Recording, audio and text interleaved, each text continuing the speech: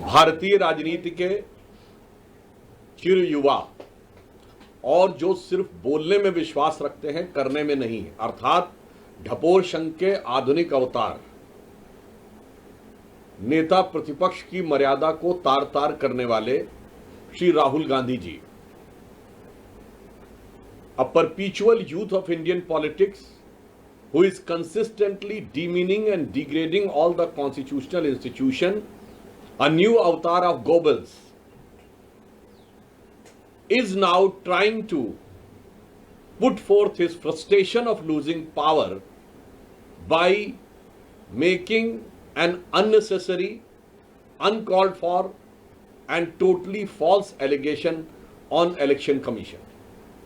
मैं श्री राहुल गांधी जी से पूछना चाहता हूं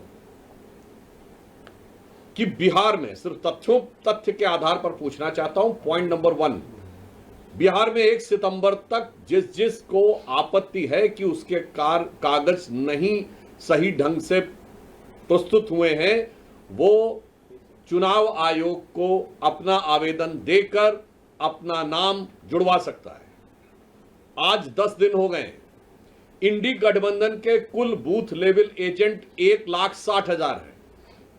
आप 62 लाख को अगर डिवाइड करिए 10 से तो 6,20,000 आता है, और 6,20,000 को 1,60,000 से डिवाइड करिए तो 4.5 के लगभग आता है। यानी केवल 4 से 5 वोटरों का वेरिफिकेशन यदि एक दिन में इंडी गठबंधन के एक बूथ लेवल एजेंट ने किया होता तो अब तक सब कुछ साफ हो गया होता। यह है झूठ की इमारत पर खड़ा हुआ मिथ्या आरोप। आप औपचारिक रूप से कोई चीज वेरीफाई नहीं कर रहे हैं, न चुनाव आयोग को तकनीकी दृष्टि से जो संवैधानिक रिक्वायरमेंट है उस चीज को करने का वो नहीं कर रहे हैं, और आकर प्रचार कर रहे हैं। दूसरा बिंदु, वो बेंगलोर सेंट्रल की सीट के बारे में बात कर रहे हैं, तो मैं पूछना चाहता हूं वो 1 लाख उनके पास आए कहां से अगर चुनाव आयोग का डाटा नहीं था तो? दूसरा, उन्होंने किसको जारी किया है वो 1 लाख लोगों की सूची? क्या मीडिया को जारी किया है? क्या जनता को जारी किया है? क्या सांसदों को जारी किया है, या चुनाव आयोग को दिया है? दूसरा, मैं कांग्रेस पार्टी और इंडी गठबंधन में पूछना चाहता हूं, श्री राहुल गांधी जी, आप एक ही कॉन्स्टिट्यूएंसी में इतने सिलेक्टिव कैसे हो जाते हैं?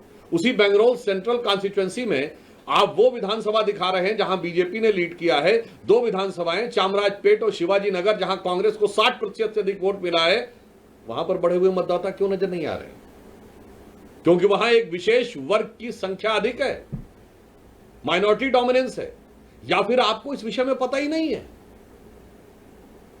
और मैं पूछना चाहता हूं, कर्नाटक में आपकी सरकार है, आपके चीफ मिनिस्टर प्रेस कॉन्फ्रेंस क्यों नहीं कर रहे हैं?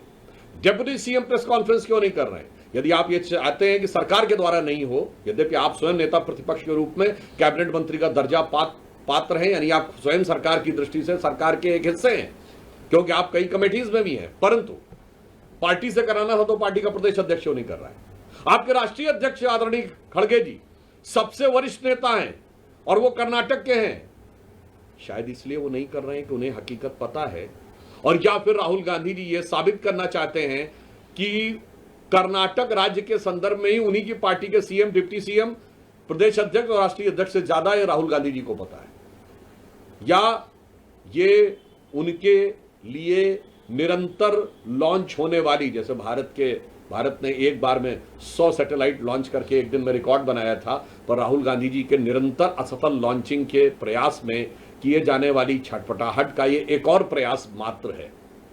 दूसरा, मैं पूछना चाहता हूं, अगर ईमानदारी से क्या इस सीट की जांच नहीं होनी चाहिए? यदि बिहार में कई विधानसभा क्षेत्रों में अचानक रेजिडेंसी के लिए लाखों की संख्या में लोगों ने पिछले 5 महीने में आवेदन किया है, और मैं कांग्रेस पार्टी और राहुल गांधी से पूछना चाहता हूं, आप महाराष्ट्र के बारे में कहते हैं कि 4% वोटर बढ़ा, तो महाराष्ट्र की एक लोकसभा है धुले, जिसमें 6 विधानसभाएं हैं। 5 विधानसभाओं में भारतीय जनता पार्टी 2024 के लोकसभा में सारी 5 जीती, कुल जीत थी 1,90,000, और एक विधानसभा में कांग्रेस गठबंधन को कितना वोट मिला? 1,94,000, और उस विधानसभा का नाम है मालेगांव सेंट्रल।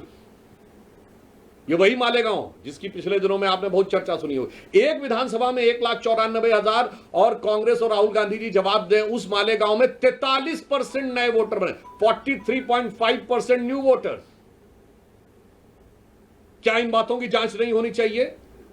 या हम सीधी बात कहें कि जिस प्रकार की बातें इंडी गठबंधन और कांग्रेस पार्टी कर रही है वो चोरी की बात नहीं है, जो एक पुराना स्लोगन है, चोर मचाए शोर। वास्तविक अर्थों में आज विदेशी भारत विरोधी शक्तियों के साथ हॉबनॉबिंग के शक के दायरे में तो कांग्रेस और इंडी गठबंधन के लोग पहले से ही थे। विदेश में जाकर भारत विरोधी एनजीओज और भारत विरोधी नेताओं से मिलने के प्रमाण तो राहुल गांधी जी के पहले से ही थे।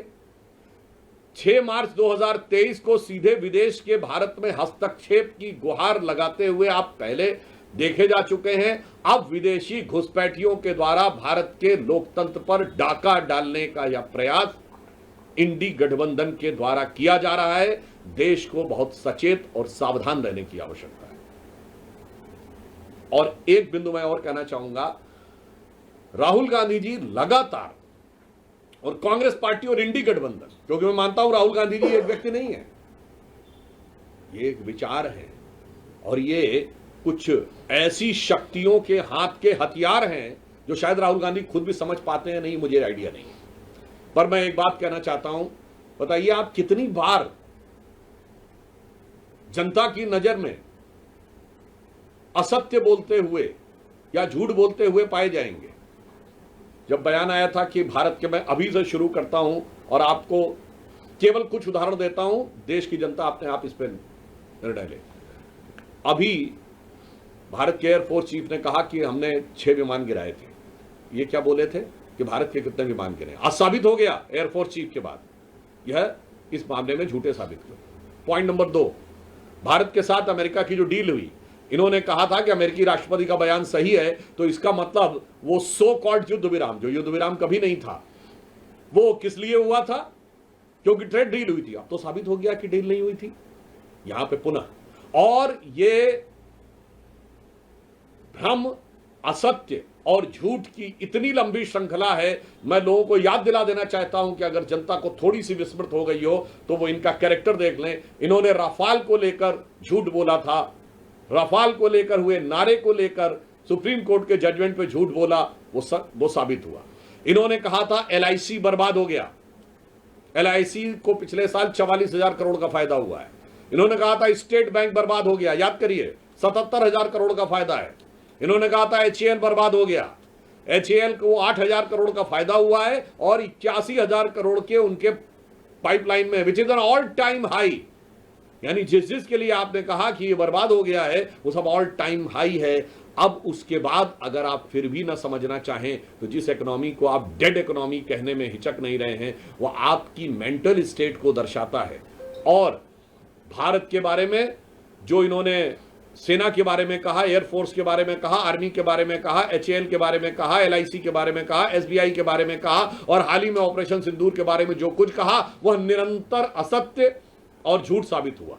तो मैं एक पंक्ति में कहना चाहूंगा, एक दौर था जब इस देश में महात्मा गांधी ने एक किताब लिखी थी, माई एक्सपेरिमेंट्स विद ट्रुथ, सत्य के साथ मेरे प्रयोग। और आज हम देख रहे हैं उन्हीं के एकमेव स्वयंभू उत्तराधिकारी होने का दावा करने वाले श्री राहुल गांधी जी का असत्य का भयानक रोग। मैं माई एक्सपेरिमेंट विद अनट्रुथ इसलिए नहीं कह रहा हूं क्योंकि माई एक्सपेरिमेंट विद अनट्रुथ भी एक किताब है जो माइकल एंडरसन की लिखी हुई है, मगर यहां पर अगर आप देखें तो that was my experiment with truth and this is a disastrous experiment with untruth. वहां महात्मा गांधी थे जो सत्य के साथ प्रयोग था, यहां असत्य का भयानक रोग है। इसलिए हम कांग्रेस पार्टी और इंडी गठबंधन से कहना चाहते हैं कि संवैधानिक दृष्टि से, कानूनी दृष्टि से आपके पास जो रास्ते हैं उसको आप क्यों नहीं अप्लाई कर रहे हैं? और भारत विरोधी भ्रामक दुष्प्रचार के द्वारा अगर भारत में अस्थिरता उत्पन्न करने का प्रयास कर रहे हैं तो भारत की सजग जनता उसे कभी भी सफल नहीं होने देगी।